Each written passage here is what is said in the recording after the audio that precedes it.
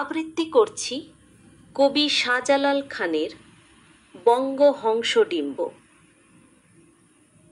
মেঘের দেশে ঝিলের পাড়ে দাঁড়িয়ে আছে কাঞ্চা বাঁশ, তার তলেতে ঘাড় ফুলিয়ে দেয় চক্কর রাজার হাঁস।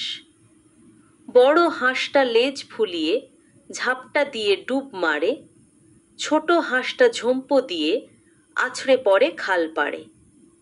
হঠাৎ একদিন দেখতে গেলুম ঝিলের পাড়ে হাঁস পাড়া, মনে হলো ডিমের নেশায় হাঁসগুলো সব ঘর ছাড়া। ঈগল পাখি মগ ডালেতে বড়ই গাছে দেয় নাড়া, আর পাখি সব খাচ্ছে মাটি, শরীরে নেই শির দাঁড়া। বললাম, এই হংস মিথুন পারতে পারো হাঁসের ডিম? বলছে লোকে তোমার নাকি বছর জুড়ে গতর হিম।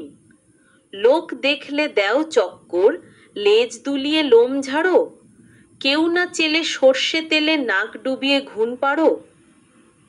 বলল হাঁসে কচুর ছালন মুখে দিলে গাল ধরে, বিচালি দে পাছার তলে পারবো ডিম খাস পরে।